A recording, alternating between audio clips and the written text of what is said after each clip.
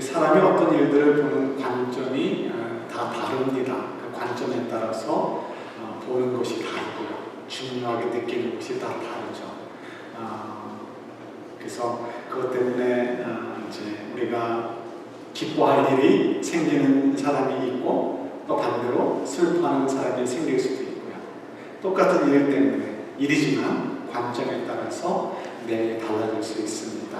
그래서 우리 옛말에도 비가 오면 우산장사한 아들 때문에 기뻐하고 그렇지만 또 집신장사한 아들 때문에 걱정하는 엄마의 마음, 그죠? 그 마음도 결국은 어떤 관점으로 보느냐에 따라서 기쁠 수도 있고 또 슬플 수도 있고 하는 것을 알려주는 것이기도 합니다.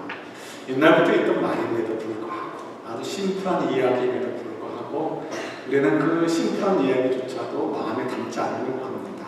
그저 그냥 내 편한 대로 생각하려고 하지 그러나 그 간단한 진리조차도 이해하려고 하지 않죠. 그래서 우리가 이 신앙생활도 굉장히 커다란 이제 그 벽을 만날 때가 많이 있습니다. 그래서 오늘 좀 조금 묵상해 보려고 합니다. 그럴 때 우리가 2019년을 마무리하면서 정말 감사하면서 마무리할 수 있는지, 그리고 또 2020년에도 2019년에 감사해야 2020년에 또 기대가 있을 것 아닙니까? 기대할 수 있는지 한번 좀 생각을 해보려고 하는 것입니다. 지난 수요일날 우리 크리스마스 셀러브레이션 예배를 드렸습니다. 그리고 예배가 끝나고 이제 한 분들은 대구로 가시는데 이제 차가 몇 대 남지 않았습니다. 그 중에 한 대가 예준이네 차였습니다. 보니까 예준이가 아빠 무릎 사이에 서가지고 핸들을 양손으로 잡고 있습니다. 갓 돌 지난 남자아이가 핸들을 잡고서 뭐 할까요? 뭐 흔들어 보겠다고 막 이렇게 움직이려고 뭐 이렇게 애를 쓰기도 하고요. 물론 이제 꿈쩍도 하지 않지만 막 움직이려고 애를 씁니다. 그리고 뭐 손 가는 대로 막 움직였어요. 와이퍼도 막 움직이고 또 나중에 막 손을 뻗쳐가지고 이런저런 버튼 막 누르기도 합니다. 귀엽죠, 이쁘죠. 그래서 보면서 이야기를 나누는데 아빠가 그런 얘기를 합니다. 예준이 누나가 있죠. 예진이를 얘기하면서 예진이랑은 너무 다르다 이렇게 얘기를 합니다. 예진이도 같은 때쯤에 아빠 무릎 사이에 세워놓고 핸들을 잡게 하면 가만히 잡고서 가만히 있는다는 거죠. 꽉 잡고 뭐 다른 거 건들 생각도 하지 않고 가만히 꽉 잡고 있다고 합니다. 예준, 예진, 임예준, 임예진 차이가 뭐예요? 몸 하나가 딱 차이가 납니다. 그런데 행동은 전혀 다르죠? 이 둘의 행동의 차이점을 이해하려면 뭘 이해하면 됩니까? 그 두 아이의 성이 다르다는 거, 그죠? 임시의 성이 다르다는 것이 아니고 보이냐 어리냐라는 그 차이점만 이해하면 됩니다. 보이는 괜히, 그죠? 뭐 건들 거 있나 없나 막 그냥 손을 막 휘젓고 뭐 누르고 합니다. 그러나 거울들은 뭐 보통 그렇지 않고 양면하게 서 있는 것을 보게 됩니다. 그러니까 어떤 이렇게 행동 하나라도 우리가 잘 이해하기 위해서, 바르게 이해하기 위해서는 그 배경을 이해하는 것, 잘 생각하는 것이 필요합니다. 신앙생활도 마찬가지입니다. 신앙생활에서도 차이가 많이 있습니다. 근데 그 차이가 어디서도 보는 것인가를 잘 생각하는 것이 필요합니다. 이 신앙생활 전에 사람들 사이에서는 이 섹스, 이 성의 차이가 있는 것처럼, 그래서 그것이 인생에 큰 영향을 주는 것처럼 이 사람들 사이에서 아주 중요한 차이점을 만드는 것들이 몇 가지가 있습니다. 그 중에 가장 중요한 것 한 가지가 뭘까요? 그것은 성령의 세례를 받았느냐 받지 못했냐입니다.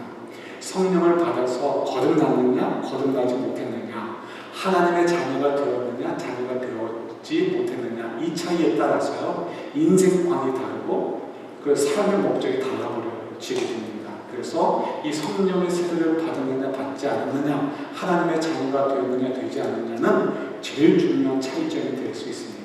자, 그런데 오늘 우리가 좀 적어두고요, 같은 성령의 세례를 받은 사람 사이에서도 차이가 많이 있습니다. 은사들이 다 다르기 때문에 차이가 있는 것은 뭐 당연하고 그것이 나쁜 것이 아니고 오히려 유익함이 있습니다. 하나님께서 유익하라고 이렇게 은사를 다르게 주셨고요, 다른 모양과 다른 장단 장단점이 있기 때문에 그렇습니다.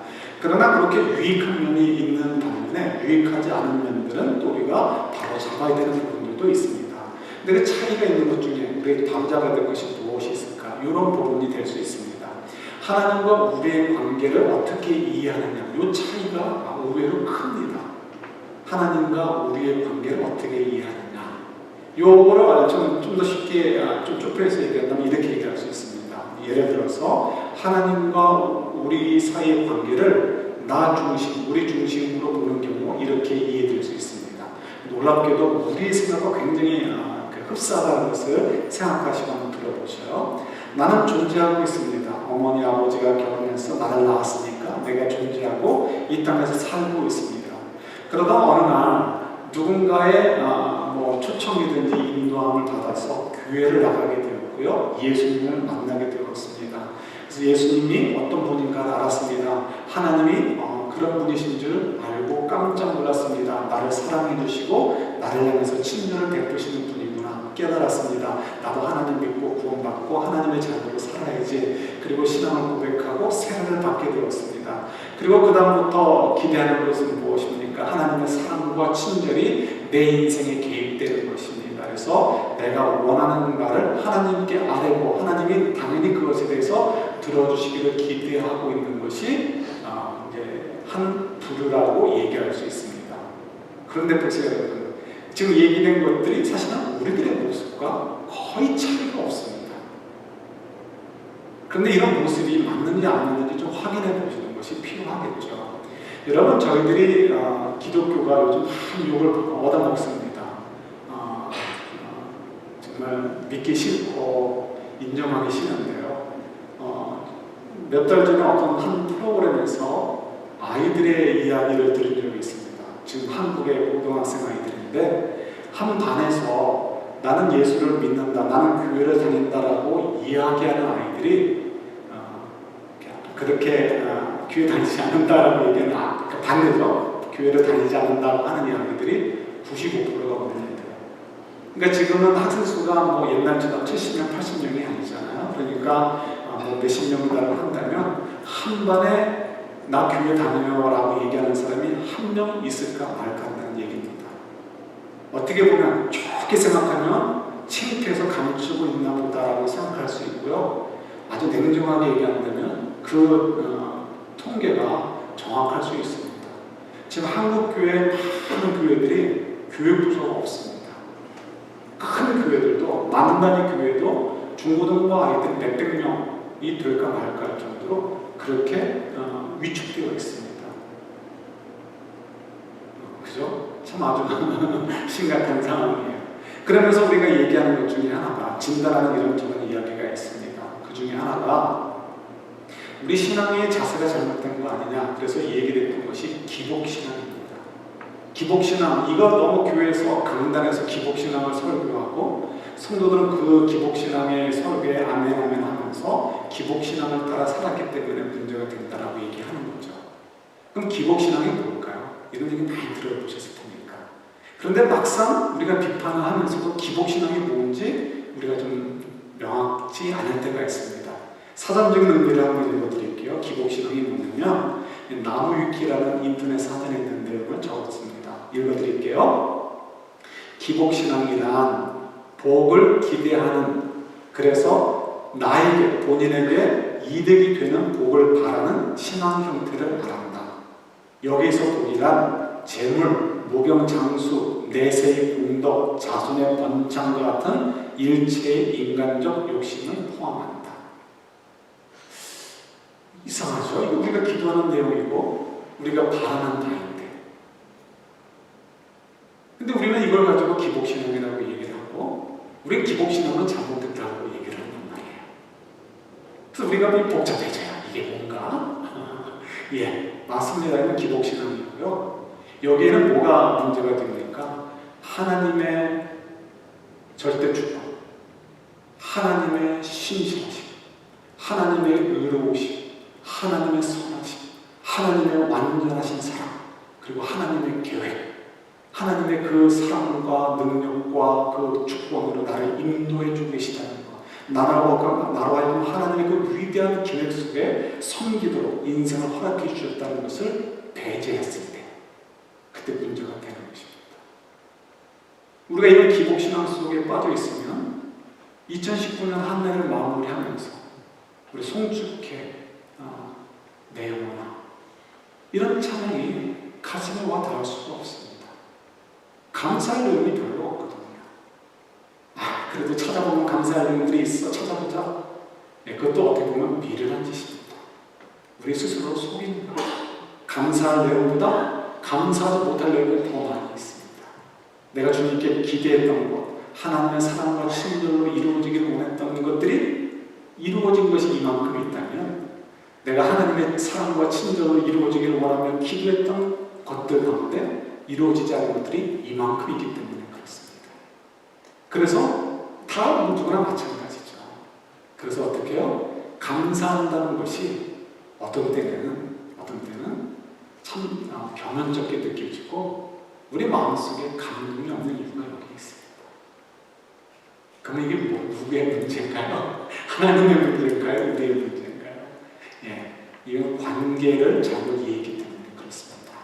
하나님과 우리의 관계를 하나님께서는 그저 내가 이미 존재하고 있었는데, 내가 하나님을 만나서 하나님을 선택했고, 그래서 하나님은 내가 선택한 이유는 하나님의 사랑과 능력으로 나에게 친절을 베풀어 주시는 것이다라고 그런 식으로 하나님과 나의 관계를 이해했기 때문에 그런 기대를 갖게 되어지고요. 그것으로 머물게 되어집니다. 그래서 우리가 오늘 찬양 속에서도 우리가 감사가 별로 없을 수 있습니다. 오늘 시편 8편을 읽으면서도 감동이 없을 수 있습니다. 당연합니다.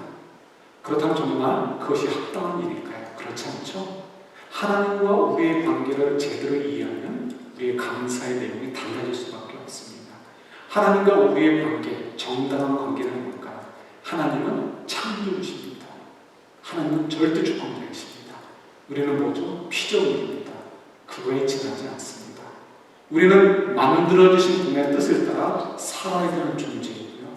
하나님께서 창세전부터 우리를 사랑하셔서 선택하셔서 만드셨고, 하나님의 선하신 계획을 이루는 과정 속에 우리를 사용하시기 위해서 지금 20세기 말과 21세기에 우리가 살도록 이 자리에 세워놓은 것입니다. 단지 교회를 섬기는 것이 아니고요, 하나님 나라를 섬기도록 하기 위해서입니다. 이 세상 속에 복의 근원의 삶들을 살도록 하기 위해서 우리를 만들어 놓으신 것이죠. 그 속에서 하나님과 우리의 관계를 이해되어진다면 우리가 감사해야 될 내용이 달라지고요. 그래서 우리가 진정으로 감사할 수 있게 되어집니다. 이걸 조금 더 이해하기 위해서 시편 8편 말씀과 좀 연결해서 보도록 하겠습니다. 시편 8편 말씀을 간단하게 요약하면 뭐예요? 다윗이 정말 너무 좋다는 거예요. 이거 봐도 감사, 저거 봐도 감사. 그 4절 같은 경우 내가 하늘을 보고 하늘에 있는 별과 달만 보아도 하나님을 찬양한다는 거예요. 어린아이들의 입술, 말하지 못하는 갓난아이들의 입술만 봐도 그 입술들이 하나님을 찬양하는 것으로 느껴질 만큼 그렇게 너무너무 감사한다는 거죠. 무엇 때문에 이렇게 감사할 수 있을까요? 하나님의 창조하신 그 위대함 앞에 경배해져서요? 그렇지 않죠. 우리가 잘 알지 않습니까? 쉬운 예로 이렇게 얘기할 수 있습니다. 우리 골든게이트 브리지가 있습니다. 여러분 오갈 때 보면 관광객들이 상당히 많이 있습니다. 야, 저기 뭐 볼 게 있나 싶어서 나도 한번 저기 자전거라도 타고 한번 지나가 봐야지. 아내랑 이런 얘기를 한 지 벌써 10년이 지났지만 여전히 이 동네에 산다는 이유 때문에 가보게 되지 않습니다. 여러분도 마찬가지라고 생각이 듭니다. 왜 수많은 관광객들이 그곳을 찾아올까요? 그곳에서 내려다보면 그 아주 멋있는, 이 장강보다 큰 태평양의 바다가 넘나드는 것을 볼 수 있고요. 그 정말 장엄한 장면을 보게 되는 거죠. 그리고 멀리 시리뷰, 샌프란시스코의 아름다운 시리뷰와 그 동산들이 보이면서 정말 대자연의 그 위대함을 보고 그 아름다움을 보면서 정말 가슴이 뜨거워지고 기쁨이 있기 때문에 관광객들이 찾아가게 되어집니다. 그런데 그 똑같은 장소에 또 많은 사람들이 찾아가죠. 누가 찾아가죠? 그곳에서 뛰어내리는 자살자들이 많이도 찾아갑니다. 똑같은 장소에서 사람들 와 좋다라고 하면서 옆에 있는 친구나 가족들과 함께 웃으며 사진 찍고 즐거워하는 장소에서 어떤 사람들은 왜 생명을 거두기 위해서 뛰어내리는 곳으로 선택을 하게 될까요? 그러니까 어떤 보이는 것은 의미가 없습니다. 그 마음속에 어떤 마음이 있느냐, 어떤 관점으로 그것을 보느냐에 따라서 달라진다는 것을 우리가 잘 알 수 있습니다. 예, 마찬가지입니다. 다윗의 입장에서도 왜 무엇 때문에 하늘만 봐도 하나님께 감사할 수 있을까요? 달과 별만 봐도 감사할 수 있을까요? 이유는 하나님의 사랑을 느끼기 때문입니다. 하나님의 사랑을 알기 때문인 거죠.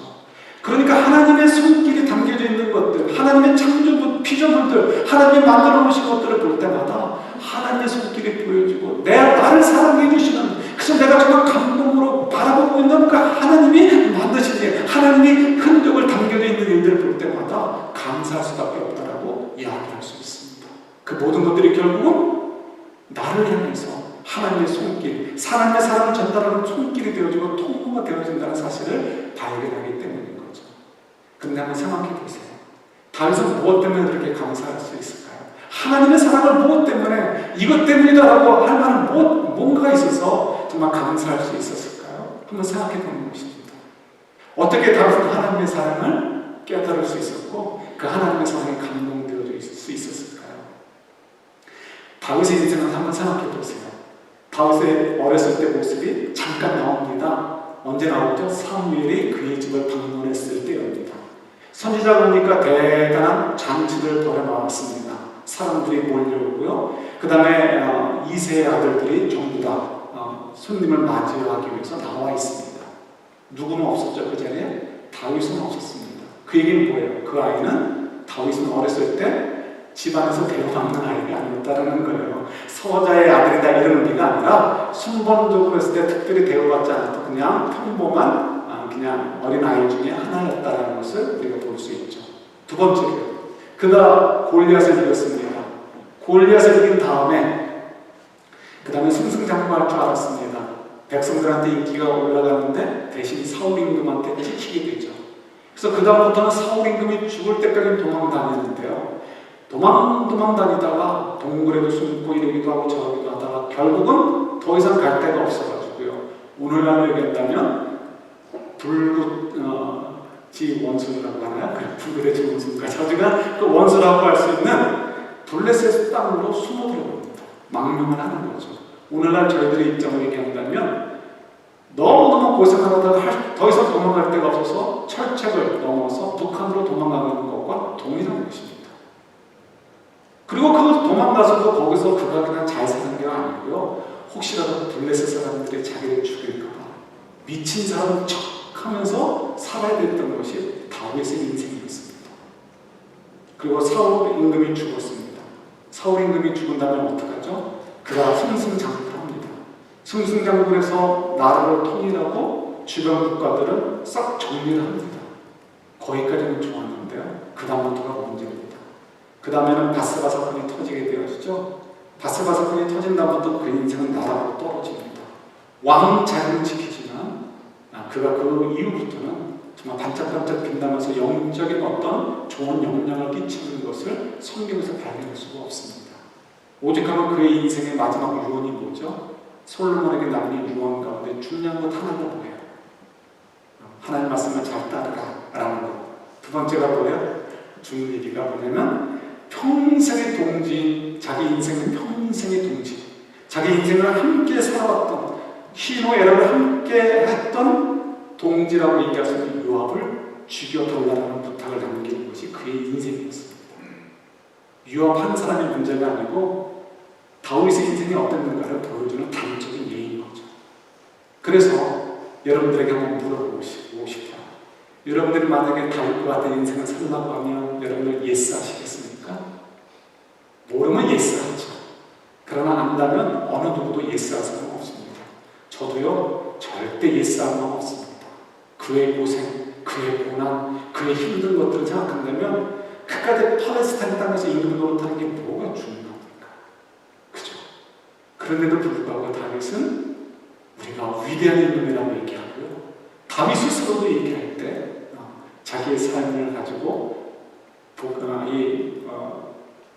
아주 저주받은 인생이라고 얘기하지 않고 복받은 인생, 하나님의 축복으로 가득한 인생이다라고 고백을 합니다. 어떻게 그럴 수 있을까? 이것이죠. 다윗이 자기의 삶을 돌아봅니다. 하나님께서 그를 찾아오셨습니다. 너를 왕으로 세우겠다고 하셨습니다. 그리고 왕으로 세우시는데 그 과정이 너무나 놀랐습니다. 자기의 능력으로 된 것이 아니고 하나님의 능력으로 된 것이라는 것을 고백하지 않을 수 없습니다. 자기가 어떻게 골리앗을 이길 수 있고, 자기가 어떻게 그 블레셋을 이길 수 있고, 자기가 어떻게 이 나라를 통일할 수 있습니까? 자기가 어떻게 모압과 암몬과 에돔을 무찌르고 튼튼하게 나라를 세울 수 있습니까? 자기는 목동에 전하지 않았습니다. 그러나 하나님의 능력으로 그렇게 됐다는 것, 하나님께서 그를 세우셨고 하나님의 위대한 일을 위해서 자기를 부르셔서 사용하시고 계시다는 것을 알기 때문에 감사할 수 있는 거죠. 또 두 번째 감사할 수 있는 것이 있습니다. 큰 그림은요, 하나님께서 자기에게 회개의 영을 주셨다는 것 때문에 감사할 수 있었습니다. 사울 임금은 죄를 짓고 왕에서 쫓겨났습니다. 다윗은 그보다 훨씬 큰 죄를 졌습니다. 그럼에도 불구하고 그는 쫓겨나지 않았습니다. 이유가 어디 있을까요? 회개하는 영을 주셨기 때문에 그렇습니다. 그 영, 성령께서 그의 감동을 주셨을 때 그 위대함이 거기 있는 거죠. 네 하고 바로 무릎을 꿇고 자기의 잘못된 것을 그대로 고백하고 하나님 앞에 이렇게 엎드려졌다는 것, 그게 다윗의 위대함이었습니다. 자, 중요한 것은 그 위대함조차도 어디서 온 것이죠? 하나님께서 회개의 영을 주셨기 때문에 그렇습니다. 얼마든지 무너질 수 있었던 왕조, 얼마든지 쫓겨날 수 있었던 위치에서 하나님으로부터 보호함을 받을 수 있었던 것, 하나님 회개하는 영을 주셨기 때문이라는 것이죠. 그러니까 하나님이 정말 나를 사랑하시는구나, 하나님이 정말 나를 사랑해 주시는구나 라는 것을 깨닫게 되어지니까 모든 것이 감사하고, 하늘만 봐도 감사하고, 별을 봐도 감사하고, 달을 봐도 감사하다고 얘기할 수 있는 것입니다. 한 가지만 더 여쭤보도록 할게요. 여러분 충분히 이해가 안 될지 모르겠습니다. 아브라함, 여러분 아브라함은 하나님께서 뭐로 부르셨죠? 온 민족의, 온 세상의 복의 근원으로 부르셨습니다. 그러니까 복의 근원으로 불렀으니까 당연히 아브라함은 복을 받은 사람이라고 얘기할 수 있습니다. 아브라함은 어떤 면에서 복을 받았습니까? 여러분이 한번 생각해 보세요. 아브라함이 받은 복, 제일 큰 복은 무엇일까? 어떤 분들은 이렇게 생각할 수 있을지 모릅니다. 100세 낳은 아들. 어떤 분들은 이렇게 생각할지 모릅니다. 별로 큰 부자가 아니었던 것 같은데 나중에 좀 더 큰 부자가 되는 거. 소떼와 양떼와 염소떼가 많아진 거. 또 어떤 분들은 이렇게 생각할지 모르겠습니다. 큰 임금한테 자기 와이프를 빼앗겼는데 다시 되돌려 받은 거. 뭐 이런 거 저런 거 얘기할 수 있을지 모르겠습니다. 여러분 어떤 것이 아브라함의 복이다라고 생각하십니까? 이 세 가지, 네 가지 가운데 어떤 것도 나는 그런 복 받고 싶다는 마음 들지 않습니다. 이왕 아들 낳을 거면 왜 100세에 낳아야 됩니까? 30대에 낳아가지고 건강할 때 놀아주고 그 다음에 내가 100세 때쯤 됐을 때는 증손주쯤까지 보면서 내가 많은 자녀들을 보고 누리면 얼마나 좋겠는가, 이런 생각 당연한 거 아니겠습니까? 내가 와이프를 뺏겼다가 다시 좀 지쳐는 거, 이게 뭐가 그렇습니까? 와이프한테 와이프를 빼앗기지 않는 것이 중요한 것이죠. 더 좋은 것이죠. 내가 소와 양이, 염소가 많아진 거, 그 중에 상당 부분은 뭐예요? 자기 와이프 빼앗겼다가 되돌려 받으면서 받은 보상금이잖아요. 그까짓 게 뭐가 자랑스럽고 그까짓 게 뭐가 즐겁습니까? 그런 거 필요 없어도 내 고향 땅에서 내가 그냥 편안하게 주변 사람들의 보호를 받으면서 적당하게 그냥 중상층으로 살면 되지. 이런 것이 어떻게 보면 아브라함이 누렸던 복보다 훨씬 큰 복 아니겠습니까? 그럼에도 불구하고 왜 우리들은 아브라함이 복을 받았다라고 얘기하고 복의 근원이라고 얘기하십니까? 다른 건 아니죠. 하나님께서 그를 선택해서 하나님의 그 위대한 계획, 이 구원을 위한 그 위대한 계획을 위해 사용하셨다는 그 사실, 그래서 복의 근원으로 삼으셨다는 그것이 아브라함의 복이 되는 거예요. 다른 거 아무것도 의미 없습니다. 다른 것들은 하나님께서 그에게 맡겨주신 사명을 위해서 나아가는 데 있어서 필요해서 공급을 해주시는 것이죠. 마치 우리가 아침, 점심, 저녁 식사를 하면서 생명을 연장하는 것처럼, 아침, 점심, 저녁 식사를 위해서 직장을 얻게 하시는 것처럼, 직장을 얻게 하기 위해서 대학을 가고 고등학교를 가고 중학교를 가게 하신 것처럼, 그것을 위해서 건강을 주시고 그것을 위해서 우리가 이 땅에 태어나게 하신 것처럼, 이 모든 것들은 하나님의 그 목적을 위해서 필요해서 주신 것들이지 그 자체가 복이 아니죠. 진정한 복은 뭐라고요? 아브라함의 복은 다른 건 아닙니다. 하나님께서 복의 근원으로 선택해서 삼으셔서 그를 그렇게 사용하셨다는 것이 그에게서 복이 되는 것이죠. 다윗도 마찬가지인 거예요. 그까지 팔레스타인 땅에 조그만 땅덩어리에서 골목대장하는 게 뭐가 대단합니까? 아니죠. 그때 당시에 전 세계를 통틀어서 하나님께서 그를 사용하시는 것, 그것이 복이다라고 우리가 얘기할 수 있습니다. 중요한 것은 묘면인데 그 다음에 이것을 우리가 깨닫고 있으면 뭐가 필요합니까? 내가 느낄 수 있어야 되는 거예요. 다윗처럼 내가 고백할 수 있어야 되는 거예요. 말로는 믿어지는데 내 삶 속에서 정말 하나님께서 나를 도와주시는지 내가 느끼지 못할 때 우리의 답답함이 있습니다. 다윗처럼 객관적으로 내가 왕이 되어버리면, 객관적으로 내가 골리앗을 쓰러뜨리게 되어지면 내가 믿을 수 있을 것 같습니다. 하나님께서 나를 사랑해주고 계시고 내가 복의 근원에 가치 있는 인생을 사는 것처럼 느낄 수 있을 것 같습니다. 그럼 나도 느낄 수 있을까요? 예, 결론적으로 얘기하면 여러분 느낄 수 있습니다. 확인할 수 있어요. 이 아침도 확인할 수 있습니다. 전에 소개해드렸던 분 얘기를 잠깐만 얘기하도록 하겠습니다. 얼마 전에 소천하신 이제 한 권사님의 이야기입니다. 우리가 이야기를 나눴었죠. 그 권사님께서 평양의대를 졸업하고 공산당 때문에 신앙생활을 할 수가 없어서 남쪽으로 남하하게 되었습니다. 남하하는데 과정에서 산속에서 인민군한테 들키게 되었죠. 인민군이 다 죽이진 않겠다 그러면서 예수쟁이들을 일로 나와라. 예수쟁이들 나오라고 할 때 이분이 나가게 되었고, 같은 교회 출신 분들이 그곳에 있어서 그분들도 따라 나오게 되었죠. 인민군들이 이분들을 죽인 게 아니고 다른 쪽에 예수를 안 믿는다는 사람들을 향해서 총을 쏴서 그들이 죽었고 이분들이 살았다는 이 얘기를 나눴습니다. 얼마 전에 어느 한 분이 이제 한 성도님이 저에게 무슨 얘기하다 좀 얘기를 하더라고요. 그 얘기가 사실일까요? 너무 극적이잖아요. 만들어내는 이야기 같지 않습니까? 그러니까 얼마든지 그런 의심을 갖는 것은 합리적인 생각입니다. 의심인 거죠. 근데 사실 그 권사님이 제가 어렸을 때 해주신 얘기인데 그 권사님도 그 얘기를 하시면서 그랬습니다. 자기도 그때 그 어렸을 때 그 조그만 여자아이가 무슨 용기가 나가지고 그때 난 예수 믿는다라고 나갔을지 지금 생각해도 참 믿어지지 않는다. 내가 무슨 용기로 그렇게 나갔었는지 참 이해가 안 된다라고 얘기할 정도니까 우리가 의심하는 건 뭐 너무나 당연한 것입니다. 그러나 우리가 알죠. 경험적으로 압니다. 얼마든지 그럴 수 있습니다. 왜 그럴까요? 그 어려운 순간에 용기를 내서 그분의 표현들을 하면 자기가 부들부들 떨었대요. 부들부들 떨으면서라도 나는 예수님입니다 라고 나갈 수 있었던 것은 그분의 믿음의 순명에서 말이죠. 무엇 때문에 그랬을까요? 그 안에서 성령께서 역사하셨기 때문에 그렇습니다. 성령께서 그에게 가르쳐 주시고 충동지게 해주셔서 나아가게 하시는 거죠. 그분의 훌륭한 점은 무엇입니까? 성령에 충만해서 성령께 민감해서 성령께 집중되어 있어서 성령께서 그를 인도하실 때 죽음을 죽으리라는 각 에스더와 같은 고백이죠. 아멘하고 나갔다는 것, 그것이 그분의 훌륭했던 점인 거죠. 중요한 것은, 더 중요한 것은 뭐라고요? 성령께서 그 속에 마치 다윗에게 회개의 영을 넣어주셨던 것처럼 그에게 용기의 영을 주셨기 때문에, 성령의 역사가 있었기 때문에 그분이 용기를 가지고 나갈 수 있었다는 것입니다. 여러분, 2주 전부터 얘기했죠.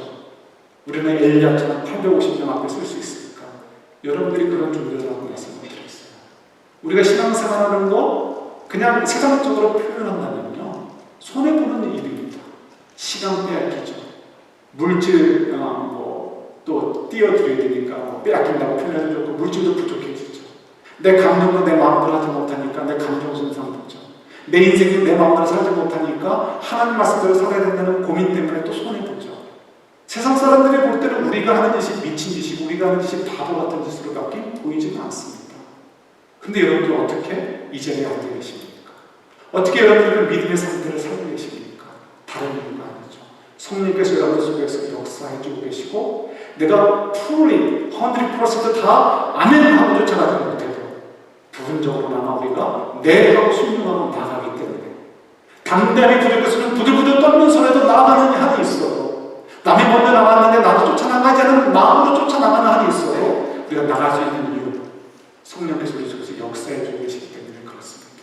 그러니까 저희들이 먼저 그렇구나, 성령께서 내 속에 역사하시는구나 확인할 수 있는 거죠. 내 스스로 왕이 된 것이 아니고 하나님께서 왕이 되게 하셨구나. 그 약속을 지켜주셨구나. 하나님의 위대한 일을 위해서 나를 사용해 주시고 계시는구나 하는 것을 확인하면서 감사할 수 있었던 다윗처럼 우리도 확인할 수 있고요. 그래서 감사할 수가 있습니다. 그것만이 아니죠. 우리를 계속해서 인도해 주시는 성령의 역사를 우리가 늘 경험하지 않습니까? 마치 다윗의 입장에서라면 골리앗 앞에서 담대히 나가가지고 조약돌을 던지는 것처럼, 그죠? 우리가 때로는 깜짝 놀랄 만큼 내가 무슨 믿음이 있어서 무슨 용기가 있어서 그런 일을 했을까라고 하는 것들이 우리 주변에 보면 내 삶을 조금만 돌아보면 있단 말이죠. 우리가 그걸 쉽게 지나가서 그렇지 여러분 자세히 보면 여러분들이 그런 모습들을 가지고 있습니다. 뿐만 아니죠. 회개의 영을 주셨던 것처럼 우리에게도 그렇게 보호해 주신 것들이 얼마나 많이 있습니까? 마틴 루터가 얘기했죠. 내 머리로 나르는 새는 막을 수 없어도 그 새가 내 머리 위에 이렇게 뭐죠? 둥지를 치는 것은 막아야 된다. 중요한 것은 막아야 되는 것이지만 제가 오늘 얘기하고 싶은 중요한 것은 뭐냐면 내 머리로 날아다니는 새는 막을 수 없다라는 것이죠. 우리 마음속에 악한 마음이 자꾸 생각이 듭니다. 유혹이 들어옵니다. 근데 왜 그 생각들이 내 마음을 떠나지 않을까요? 네, 이유가 있습니다. 유혹적이거든요. 매력이 있거든요. 나도 모르게 흥분이 되게 할 만한 것들이 있거든요. 그만큼 매력적이고 유혹적인 것입니다. 그래서 나도 모르게 머리를 떠오르는 그 생각들을, 그 악한 것들을 다 떨쳐버리기가 너무 어렵습니다. 이건 안 돼요. 그래서 사도 바울도 고백했던 대로 오라 나는 공고한 자로다라고 밖에는 우리가 고백하지 않을 수가 없습니다.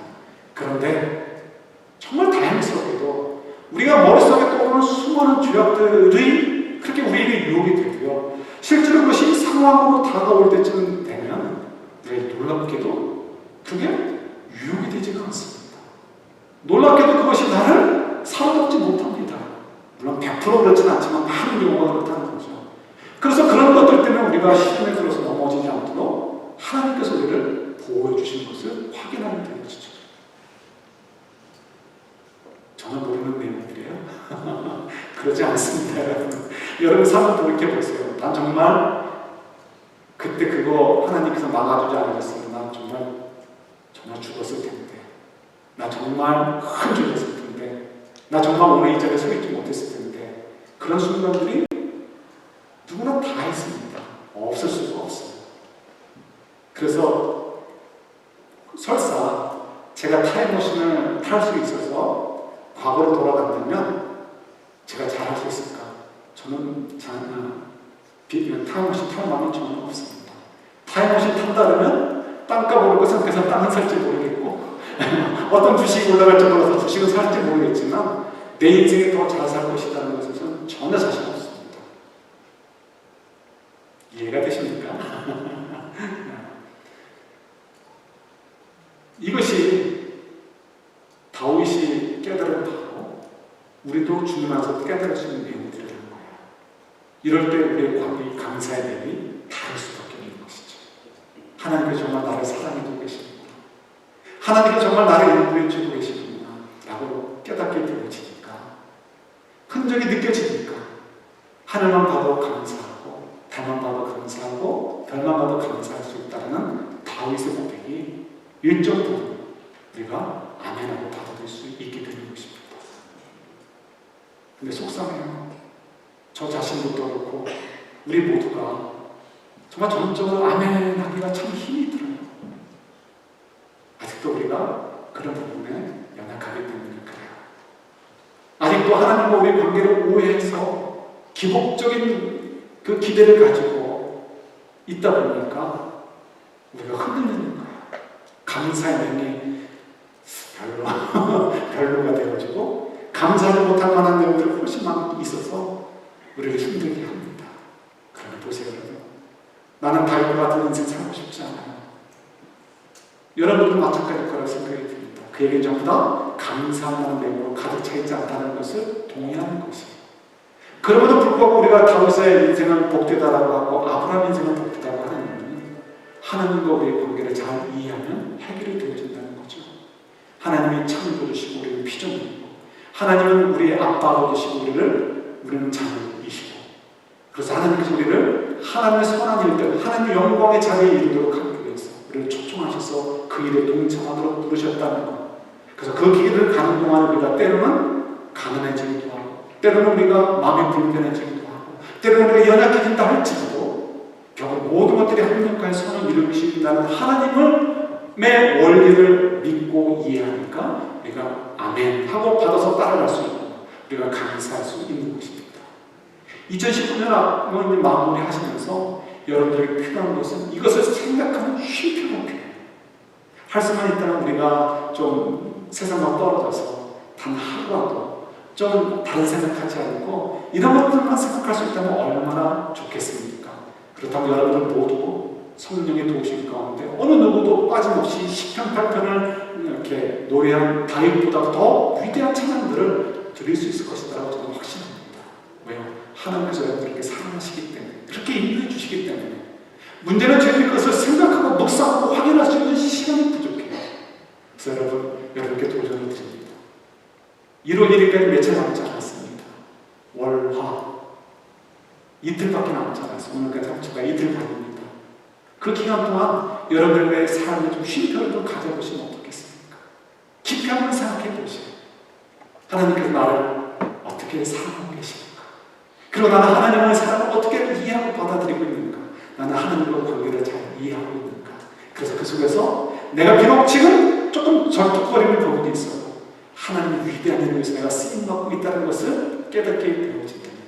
그래서 내가 지금 왕된 것도 하나님의 은혜로, 내가 지금 회개하는 영을 가진 것도 하나님의 은혜로라고 고백할 수 있게 되어진다면 우리 2019년은 정말 감사함으로 마무리할 수 있게 될 것입니다. 그리고 2020년은 이 감사에 대한 기대와 믿음 때문에 더 큰 소망을 가지고 시작할 수 있게 되겠죠. 바라기는 사랑하는 우리 모든 신부의 가족들이 그런 귀한 한 주간을 보내시면서 감사의 2019년을 마무리하고 2020년의 감사의 기도를 시작할 수 있는 저와 여러분들이 될 수 있기를 우리 주